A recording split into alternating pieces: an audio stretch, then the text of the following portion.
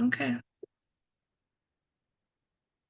Hello, everyone. My name is Nina Wimberly. I am the project coordinator with Southwest Detroit Environmental Vision, and I have here with me Darren Riley. And today we are doing our workshop on how do I find my local air monitor data.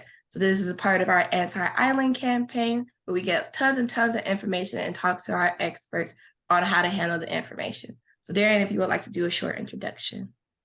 Yeah, really excited to be here for the opportunity. Thank you for the opportunity. South Detroit Environmental Division, Nina, and great work that Raquel Garcia has been doing for our community. So by way of background, I live in Southwest Detroit. I live right here on Hubbard and Verner, right by Clark Park, and it's really been a meaningful work that we do here in JustAir.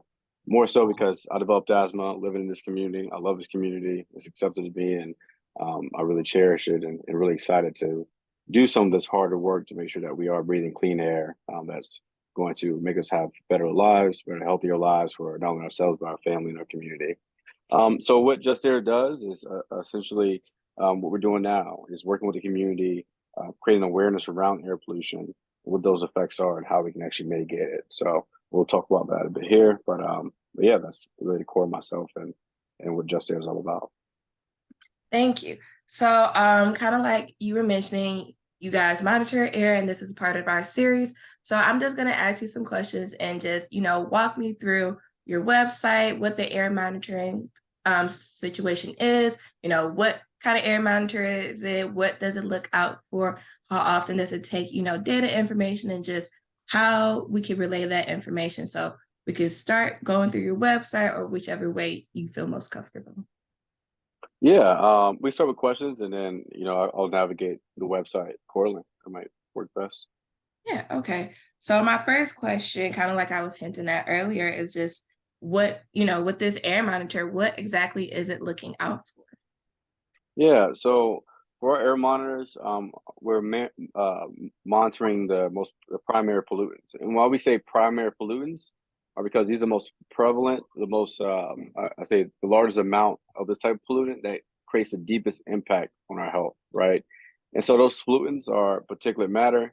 There's a lot of research that particulate matter, a little small piece of matter that gets into our breathing when we breathe, we inhale, it gets into our bloodstream, gives us inflation, hurts our lungs, obviously, and other things by clogging up our arteries in our heart and creating different heart issues and all through our whole biology. So, particulate matter is a big pollutant that we monitor, which I'll showcase here in a second.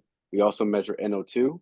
NO2 is a gas that typically comes from exhaust and also with black carbon, but typically NO2 is what you see in the field, and this exacerbates asthma, it causes cancers if exposed to a long time. So those are some of the primary pollutants we measure. And the last one would be ozone. Ozone, ground ozone is really a pollutant that really impacts our asthma and a lot of our breathing, and also spikes or is really increased around the summertime when it's hot and our ozone layer is penetrated. We get a lot of that feeling. So if you're walking around feeling stuffy in the summertime, but you can't breathe, a lot of that has to do with ozone. That is triggered by a lot of the industrial and trucking traffic and other exhausts and a lot of the idling stuff that goes on in our community.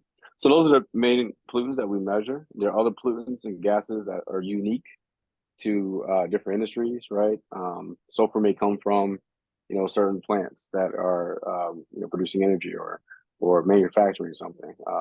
And so there's some methane comes from certain places, right? Yeah, if that helps to answer your question. Those are sort of primary pollutants that we measure. Thank you. So how many air monitors do you guys have in the city, and where are those actually placed at? Yeah, so I'll share my screen here. And everyone here who's watching the video, you have access to everything that I'm showing you. Second. So this is the JustAir website. It is justair.co. Don't confuse co with com, so co. And explain actually a little bit of what we're just discussing, why this is very important, some of the details that we do, what our technology does, etc. To get to Detroit, you just need to go to this navigation bar all the way to the right, go to locations, click on Detroit. And here you'll find a page that's specific to Detroit where we'll put all our monitoring information to the community on this website. And there's a deeper website, which I'll show you in a little bit. Right now, currently, we don't have that many monitors, but there's some good news that was announced that we received a great deal of funding to actually flush out our network and make sure that we have monitors in all the major communities and communities within Detroit. So this map would be in a couple of months, a couple months or so will be a lot more dots than you see here. We also have 2 monitors that are being calibrated now. What that means is that I'm taking these monitors and really preparing them, making sure they have quality data, that they're soundproof. So we put those in the community. We're going to have those in Southwest Detroit. So we'll have more dots around where I live, right? So what you see here is a community dashboard. You can scroll down, learn about what air quality index is. I know we talked a little bit about that in our last meeting, but you can be informed on what these numbers mean. What does it mean to my health? How does it affect me? So you can click on a dot and actually see the air quality index in real time on a location basis, right? And again, we'll have more monitors here. So that's what we have currently. We're also going to move these monitors and spread them out a bit, but we'll have 2 more monitors that we're adding, and we have some other monitors that are coming online as well. So as we receive updates, which take me to my next point on how we can get access to this data, once we have more updates, you'll be notified when there's new monitors that appear in your community, right? And so I think the bigger thing is that I know I'm a nerd about air quality, so I look at this chart all the time, right? But how, someone who's, you may work your day-to-day job and you're picking your kids up, you're not going to come to JustAir.co every hour to check on what the air quality is. So we solve for that. So if you go to the JustAir website under Detroit, you click sign up for air quality alerts. It will take you to this page, right? And I'll put a link here for you, Nita, where you fill out some information, the only information we need, and this information is private. It will not be shared with anyone. You own all your data, your information. It's to help you get notifications when there's air quality events close to you. All you do is type in your phone number. Just the 10 digits is perfect. It's optional. Again, optional to put your name in there. This is really helpful for me to follow up and inform you of what's going on in the community. Optional, they even put your email. Optional, put your zip code. The neighborhood code, we're going to change this, but right now, everyone just put Air Detroit, which is copied here. But we're going to change this to this actually be what neighborhood you live in, and we'll have a drop down. But for the people we're seeing here, just put Air DET1, all lowercase. You can make it uppercase, it doesn't matter, but lowercase would be helpful. The reason why, let me go kind of down the list on why we have these fields so that you understand why we're asking for this information. Your phone number will then be in our database. So when there is an air quality alert, you will receive an alert when there's bad air quality, right? So on this page that I'm showing you, I'll zoom in, you will get a message similar to this. Welcome to the neighborhood. There's an unhealthy air quality device in your neighborhood. You'll get some notifications like that, right? And also will tell you what to do if those events happen. What are some tips to protect yourselves and your family? You put your name there if you want to get followed up. We would love to. There's opportunities where we want to reach out to the community, get feedback, ask some questions. If you want to get involved in this work, volunteering, get information out there. We'd love your support. Email is how we kind of do that outreach. And your zip code is helpful because the more zip codes we see, right? I live in 48209. The more zip codes we see in our database, and we don't have air quality monitors there, we want to make sure we prioritize those zip codes that are signing up but don't have monitors close to where they live. So I think of all the optional stuff, putting your zip code in there would be very helpful so that we can help prioritize where we want to put our monitors in the areas that you live in. So once you do that, you hit sign up. Oh, I'm already subscribed, but if you were signed up, you would actually receive a notification to your phone, and it will say, hey, welcome to the network, and you'll get information from there on. I'll stop there, but I just want to show you, hey, this is how you get to the website. Here's some of the monitors. We're going to add more here under Detroit. We'll make sure we have more monitors out there. Where's that? Yeah, we have more monitors on this map. And then also, this is how you sign up to receive alerts and start getting more information on the area you breathe. Yeah, no, I really appreciate you going into detail for a lot of those things because it sparked a few more questions I had. So, like you kind of mentioned earlier, that you love playing around with this data and you see it constantly. But if I'm just, someone that's first getting, in contact with this information, how can I access that data and, kind of relay it into something that I can understand? Absolutely. That's something I'm working on in real time right now, right? So, um, one thing that we are working on is that on every this will be an update actually, because I'm the same way. Like even stuff that I'm, the pollutant names that I'm dropping. What does that mean, right? Mhm. I can say NO2, but what does that mean? I don't have to explain. NO2 comes from exhaust. It can cause cancer. It can cause this, right? But like if someone's getting reduced, like they see that number or PM 2.5, the science is like deep, like very research heavy jargon. How do we actually make it meaningful? And Mhm. so we came up. It took us a while to come up with this design, but basically wherever you see that there's a data point, we'll have a little button where you can click and a pop up will come up and say, "What does this mean?" And it's going to explain kind of what we talked about last time. Actually, that our last meeting actually helped me kind of hone in on what that design looks like. But if you clicked on the NO2, it will pop up and say, "Hey, NO2, it can cause these are the health impacts. This is the long term effects. This is where the exposure may come from in your community, right?" And so when we talk about idling, we see a bunch of NO2 by a school. We can assume, with the degree of Mhm. confidence that that could be, especially if we see the NO2 spike around when kids are being dropped off and kids are being picked up, we can assume that, hey, idling may be one of the contributors to the NO2. May not exactly be the case, but we can have a great deal of confidence because we have the data of what that pollutant is and what that time is. So to answer your question, we're working on that, and this is really why it's important to collaborate with community. So I'm really privileged to be in collaboration with Southwest Detroit Environmental Division to push me and push our organization to make sure that the work that the data that we're putting out makes sense, is clear, and it's easy for someone to take that and make action and be informed about what's going on in their breathing environment. Mhm. So long and short of that, it's coming soon. That's one of the biggest priority for me actually is to how do we really make sure this makes sense to my little sister, Mhm. my grandfather, right? Who been really engaged with this immediately and understand what to do, right?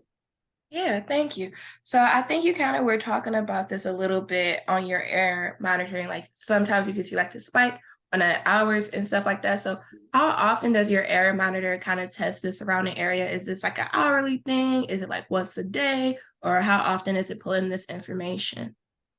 Currently, it's around 10 minutes. Every 10 minutes, Mm. it's updating. So it's pretty frequent. And what you'll see on the dashboard is that it's updated. The dashboard actually, so we're getting 10-minute data on the end, but the dashboard was the last 6 hours. So every Mhm. hour you'll see an update that is the average of that previous hour. So that makes sense. So we have 10 minutes, so you have six readings that are coming in, and then an hour will publish it to the dashboard, and that's where we're getting these metrics like air quality index that's changing, right? And the average of the pollutant at that hour time. So that's that'll be really helpful. Yeah. Yeah. So I have heard that there are other air monitors, programs with like the EPA. So I just wanted to ask, is there like a difference between those air monitors if you're familiar with them? And Yeah. you guys just measuring the same thing? Is it in a different time space or what's the difference? Yeah. Absolutely. That's a really good question. One second. Do this up.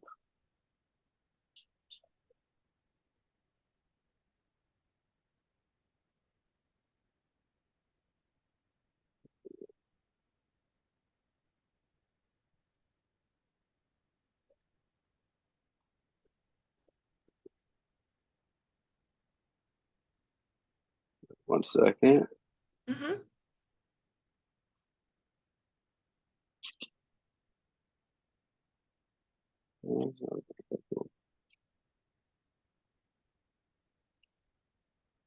Oops.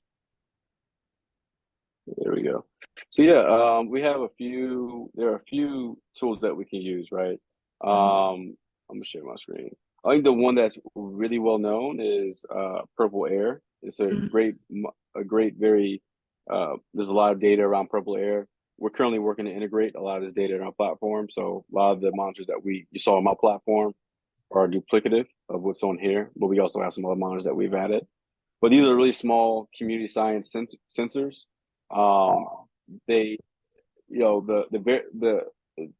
this is more of the lower or lower price point monitors, and so with that you get data, but oftentimes that data could be it needs to have a lot of controls around it to make sure it's accurate, right? So one thing that I'm really a proponent of is data quality. But I think it's really good data, a website to like kind of learn about air quality, see some of the deeper metrics that are publicly available in Detroit. So you can see this in real time as well, similar to our website, right? The other one that I want to show is mobile monitoring. So we've been working with different community groups, and we love to even collaborate with Southwest Detroit Environmental Division, but we've done mobile monitoring projects where community members actually put monitors on their backpacks or on their bikes and actually go around the city and do mobile monitoring. And so you can actually create different maps based on the data of you just walking around your city, right? So you can click on this, see different VOC counts, different NO2 particulates, which we talked about, on different places where you go in your environment, right? So this is really important for real-time data, and also how data is affecting you as you go around the environment. So mobile monitoring, these are things that are publicly available, by the way. I have to share these links. The one that you're talking about is the EPA, which is airnow.gov is probably the best website to get like kind of a collection of some of the reference monitors, right? Reference monitors mean these are federal monitors that are very big, and this actually like they cost a ton of money, like $100,000 to set these things up. And our state government manages these monitors, right? And so these are the highest quality of data. If this comes up, 1 second. So we have, oops, it's taking a long time.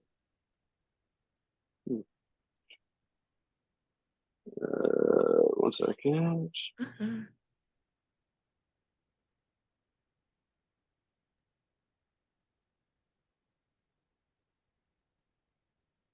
Map that. All right, it's taking a while to time low, but it's a map, and you'll see maybe 1 or 2 monitors in Detroit, because these are the federal monitors that exist that actually regulate some of the things. So when there's policy around non-attainment or things like that, it's very important using that data to enforce policy and other issues that are going on in our breathing environment. So I'll send a link and show what that looks like, but it's less monitors you'll see on the map. So maybe have 1 or 2 that are active. And what we're doing in JustAir and Purple Air and other in the mobile monitoring project that we've done is trying to create more data, right? Fill out the space where there are gaps, and we can have more data that's closer to where people are living, right? I hope that's helpful. Sorry it's not coming up, but airnow.gov is the site. JustAir will be integrating all the monitors, so I would definitely recommend, as we keep following JustAir, we'll be very intentional about the alert system and the communication, and you can do reporting and stuff yourself. So we'll have all that integrated as well. So hopefully that's helpful. Sorry the map didn't come up. No, that's fine. But I remember you mentioning this a little bit earlier about, once everybody gets the information and, sign up for your alerts and everything, that you'll also give them tips. So what are some of those tips that you were mentioning? Absolutely. Happy to share some of those. There we go. There's a lot of different ways that you can really manage, what you can do. Like well, first let me start off with saying is that poor air isn't our problem, right? Poor air is a problem, but it's not our problem, right? There are things that we're not in control of. Certain redlining that quite frankly goes on in communities because you grew up next to a highway, because you're born next to a plant, right? Those things that we can't control. What we can control is the things that we can do in response to when some of these events happen, right?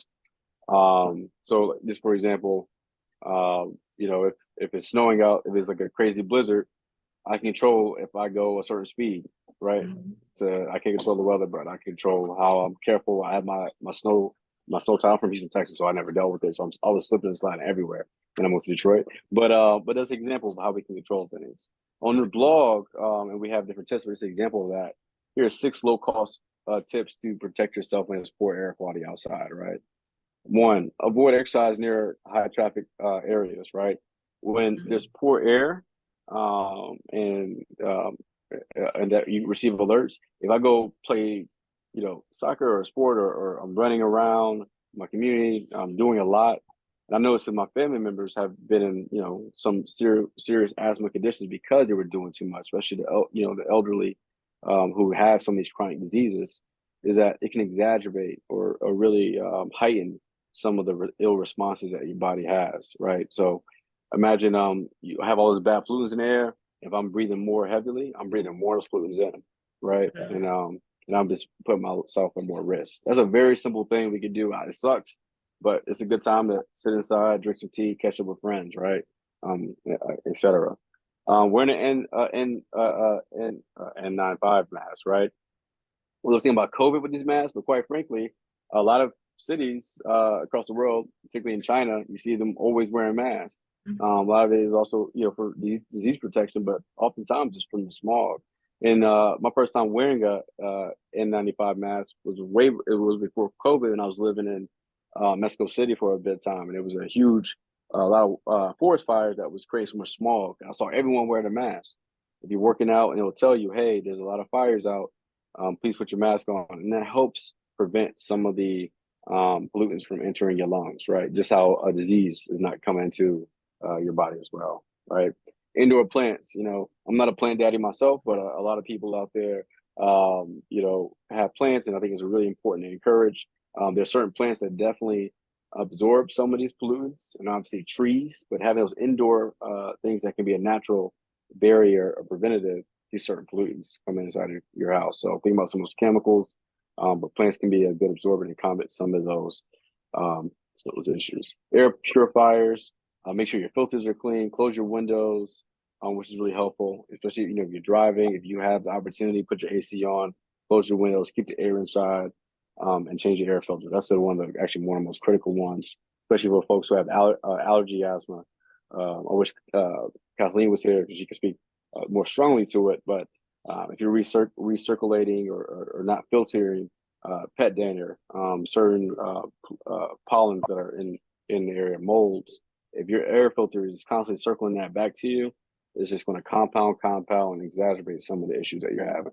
So here's examples of how we can help ourselves, and some of the alerts are just little nuggets and little tips, just reminders, right? So we start practicing these behaviors. Yeah, thank you for sharing that, because I didn't share this in this meeting, but I've spoken it before. Me and majority of my family have bad air quality. So I have asthma, really bad asthma. One of my oldest sister has a really bad asthma, and my mother actually had bronchitis. So I am from the west side of Detroit originally. I live Midtown now. So right off of Schoolcraft, so right off of that really busy highway. So a lot of times my mom did try to keep us indoors, and it was a change in it, and having on the air or the AC or everything, so that it's not just these open windows always coming to us. And just casually, you may not even think it, like you were mentioning before, those indoor plants.